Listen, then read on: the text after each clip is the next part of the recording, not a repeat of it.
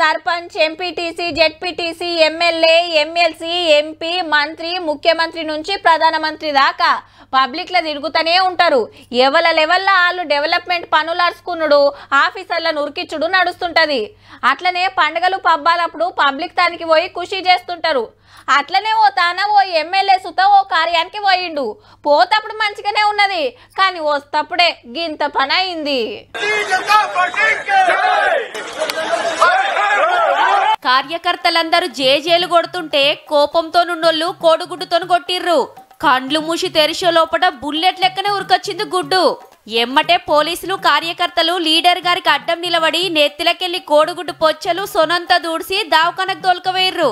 ఇంతకు సారెవలంటే కర్ణాటకల వరుసగా 4 మాటల ఎమ్మెల్యేగా మునుపు మంత్రిగా పనిచేసిన బీజేపీ లీడర్ మునిరత్న నాయుడు.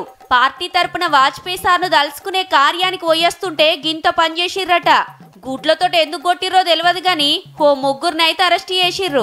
ఇక గమ్మత్ ఏందంటే ఓ 2 కేసు పెడితే సారసుత 2 మాటల జైలుకు పోయొచ్చిండు. పక్క కాంగ్రెస్ వాళ్ళ కుట్రే నన్ను చంపాలని చూస్తుర్రనేది ఎమ్మెల్యే మాట. ఉన్న ముచ్చటైతే గిది తప్పే చేసిండో ఒప్పే చేసిండో ఈ గాళ్ళకే తెలవాలే.